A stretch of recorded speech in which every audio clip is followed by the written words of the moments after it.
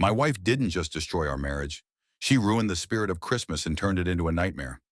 After cheating on me, she tried to convince me we could fix everything, even went as far as offering for me to sleep with her friends just so I'd forgive her. But I refused to overlook the betrayal and did everything I could to remove her from my life for good.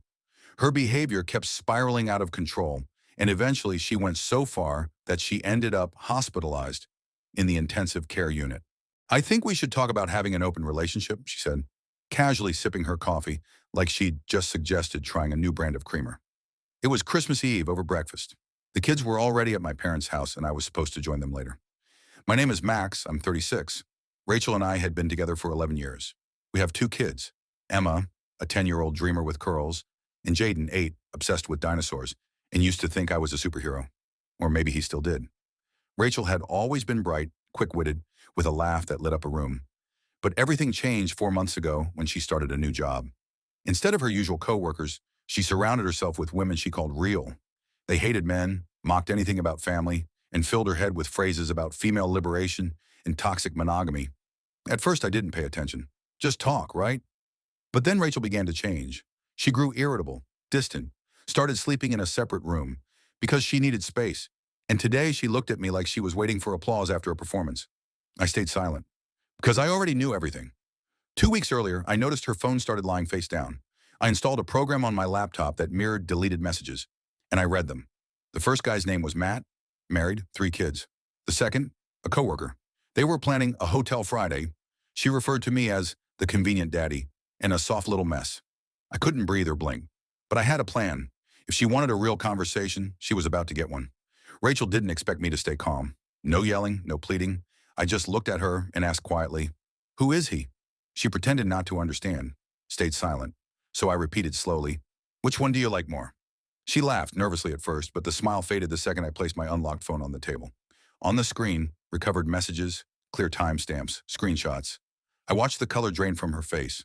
My insides twisted, but I didn't flinch. I couldn't afford to. She lowered her eyes and finally muttered, "It was only a couple times." I felt lost. I needed to figure myself out. Then came the familiar script, words that weren't hers a few months ago. "I have a right to be happy. You're suffocating me. We've grown apart." I let her talk. Each sentence sounded rehearsed, like she had borrowed them from someone else. Casually, she said she might continue seeing one of the guys. Apparently, he gets her on a deeper level and shares her values. She even suggested I meet one of her friends, said she was very interested. I said nothing. My eyes were quiet. She hesitated, then I asked if she'd used protection. No answer, just a glance away. I asked for her passcode. She gave it without a fight and walked off to the bathroom. I started restoring her deleted content. 30 minutes later, I had everything. Photos, meetup locations, jokes about me, insults about the kids. I handed the phone back without looking at her and said, "Pack your stuff. Now." She screamed, argued, cried. But I didn't raise my voice. I just kept folding her clothes into a suitcase. At the door, she stopped and asked, "You're really kicking me out?" I nodded, then quietly added, "You broke this family. The divorce starts in January. My lawyer will reach out." I shut the door. For the first time in months, there was silence. I didn't wait for her to come up with her version. I went into her family group chat and wrote directly that we were getting divorced. The reason, infidelity, multiple times. I thanked them for all the years they treated me like family, then left the group. My phone lit up with calls and messages, but I didn't answer any of them. At the same time, she and her new friends were chatting in another group, plotting how to fix the situation. They wrote that she should deny everything, blame me, maybe even hint at aggression. One of them had supposedly done that before. It worked. I couldn't believe she'd go that far, but at this point I was ready for anything. Soon after, I saw she was back in touch with her coworker. This time it was explicit. Flirting, setting up a hotel meeting. I found his wife on Facebook. A few days later, she messaged me, thanked me for the honesty and said she'd suspected something. That same night, she showed up at the hotel. The video she sent afterward, I couldn't even watch the whole thing. The camera was shaking. She was yelling at her husband, throwing things. Then she entered the room and there was my wife sitting on the bed. She tried to cover herself, but it was too late. When I opened the file and saw it, I felt sick. I don't know what was worse, the scene itself or the expression on her face. Not fear, not shame. Just annoyance that she got interrupted. I sent her the video and wrote, "Now we both know who you really are." She didn't reply. For the first time in a while, I felt silence. Not peaceful silence, but a hollow kind. Like a scream with no sound. It felt like all this was a poorly written play, and I wasn't even acting in it. I was watching helplessly from the audience. Only now it was clear she wouldn't stop. I didn't know what would come next, but I knew one thing. There was no way back. 2 days after the video, she showed up at my parents' house. It was evening, and I was helping my dad load firewood. She was banging on the door, shouting that she had the right to spend Christmas with the kids. Her voice was strained, but there was no remorse in it. My father stepped outside and said calmly, "If you don't leave, I'll call the police." She froze, then turned around and walked away without another word. I stood in the hallway and watched her silhouette disappear into the darkness. Something inside me clenched into a fist. I didn't sleep that night. I went through the recovered messages again. They burned my eyes and seared themselves into my memory. She'd written to her friends that the family held her back, that the kids were dead weight, and I was some kind of emotional dictator. I didn't recognize the person I had lived with for 11 years. There was this bitter lightness in everything she wrote, like our whole life had just been background noise for her personal drama, where she was the victim. The next day I tried to distract myself. I went to the mall, bought presents for the kids, a Christmas tree, some decorations. Anything to bring a little sense of holiday back into the house. That evening, Mike, Frank, and Bob, my old friends, came over. They didn't ask questions, just made dinner and sat with me. Frank brought his youngest son, and Jaden immediately got lost in play. Mike, a former soldier, called his therapist and arranged a session for me. I didn't agree right away, but eventually I realized either I talked it out or I would break. The session was on Zoom. The therapist said something strange. "Your marriage is like an amputated limb. It's no longer part of you, but the pain is phantom, and it's going to hurt for a long time." That sentence got stuck in my head. I didn't know how to live with it, but at least I understood that what I was feeling wasn't weakness. It was grief. And that was the first step, not forward, but toward the light. I got the test results that morning. Chlamydia. I stared at the report like it belonged to someone else. We hadn't been intimate in over 2 months, and I hadn't been with anyone else since, so it had to be her. I didn't know what to feel. Anger, disgust, fear for my health. It all blended into a sickening weight, like grime beneath my skin. I forwarded the results to my attorney and asked her to initiate the divorce process immediately, with the harshest possible terms. I wasn't going to give Rachel a single opening. This wasn't just betrayal. She had put my health at risk. My attorney advised me to file for full custody and not delay any further. I already had the evidence, the recovered messages, the recorded conversations, all backed up to the cloud, secure and ready. I called Daniel, Rachel's friend's ex-husband. He agreed to meet. We sat down at a coffee shop, and he told me how that woman had wrecked his life. False accusations, court manipulation, slander. He hadn't had proper access to his kids for 4 years. His story felt like a grim warning. He gave me his lawyer's contact info and a list of mistakes I couldn't afford to make. His eyes were hollow, but his voice steady. I listened, realizing, I'm not crazy. I'm not overreacting. This is war, and if I'm not 2 steps ahead, I'll lose. That night I reviewed my budget. I needed money for legal fees, housing, protection. The kids were asleep, and I sat at the kitchen table drawing a plan on a napkin. Black arrows, dates, amounts.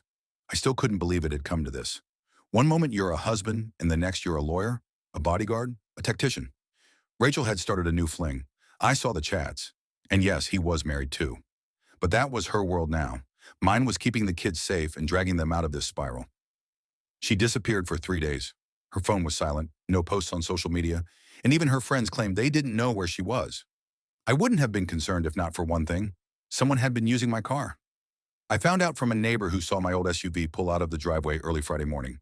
I didn't have the keys, and the spare set I kept in the closet was gone. I contacted the police to report it stolen. They informed me the car had already been impounded. It had been involved in a crash. Someone rammed it into a fence in a suburban neighborhood at high speed. There were 4 women in the vehicle, one of them in critical condition. Rachel was driving. She and her friends were reportedly drunk and likely under the influence. I sat there in silence while the officer went over the details, feeling like the ground was collapsing beneath me. I didn't accept responsibility. I showed them my alibi, provided documents proving the vehicle was registered in my name, and explained that I hadn't been in contact with my ex-wife. When I returned home, the house was trashed. I couldn't stay there a minute longer. I grabbed the kids and drove to my father's place. He didn't ask questions. He simply set the table and handed the kids their toys.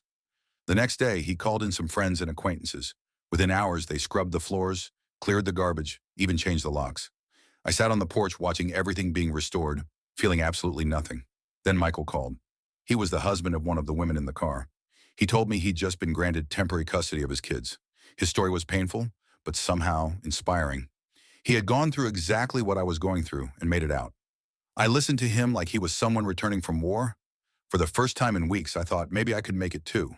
But that same day, I received a letter from Rachel's attorney. She was preparing to file a counterclaim. Didn't know what would come next, but I was prepared for anything. Over the week, my lawyer and I put together an offer. $60,000 as a one-time payment for her share of the house and investments, full custody granted to me, no alimony. All I wanted was to close this as quickly as possible. We scheduled a meeting. Rachel arrived without a lawyer but brought one of her friends, the same one who first educated her in her new worldview. They walked into the conference room like it was a cafe, laughing loudly and making snide comments. I sat silently just as my lawyer had instructed. "You even lost weight," Rachel said. I simply nodded. Her friends started speaking for her like it was a parent-teacher meeting. My lawyer took the floor and began outlining the terms. Less than 5 minutes in, Rachel and her friend perked up and interrupted. "Where do I sign?" It was so absurd my lawyer was momentarily speechless. She asked repeatedly, "Are you sure you want to sign without reading the rest?" But they just waved her off. They were clearly in a rush. They said they had plans at a bar. Minutes later, an older woman entered the room, a notary. We signed 2 copies. I noticed Rachel's hands were trembling, but she didn't stop. She didn't even take her copy, just left it on the table. When they walked out, my lawyer placed her hands flat on the table and whispered, "Congratulations. That was strange." She promised Rachel's copy would stay in her drawer until officially requested. I felt like I should have been relieved, but instead, I felt empty. We won everything. The house, full custody, freedom, and yet I kept waiting for the backlash, as if Rachel would suddenly appear with an attorney and false accusations. I knew the end was near, but I wasn't sure what kind of ending it would be. For now, I just wanted to leave. This house, this life, her shadow. A week after signing the agreement, I got a call from the hospital. Rachel was in the ICU. She was still listed under my insurance, and I was still her emergency contact. She had been in rehab when one of the packets she'd swallowed burst inside her. Her father got there just minutes before she passed out. They managed to save her, but the prognosis was rough. While she lay hooked up to tubes, her father sat by her side, holding her hand. I stayed in the hallway. I couldn't bring myself to see her again. The woman who used to be my best friend no longer existed. We didn't speak again. Everything official was finalized, her share paid, custody granted to me. Rachel was, for all practical purposes, gone from our lives. She never called the kids again. Emma asked me why Mom didn't want to talk to her. I said Mom was very sick now and needed a long time to get better. For the first time in months, I watched my children sleep peacefully. They started laughing again, drawing, even arguing, like normal kids. I went back to work. My father and I set up a new home. Crayon drawings appeared on the walls. Closets held neatly folded clothes with no trace of her perfume lingering in the air. I still woke up some nights in a cold sweat, remembering how things used to be. But every time, I walked to the kids' room and listened to their breathing. And I knew we were alive. We were moving forward. The story doesn't end in loss. It ends in a chance for a new life, without lies, without pain, without her.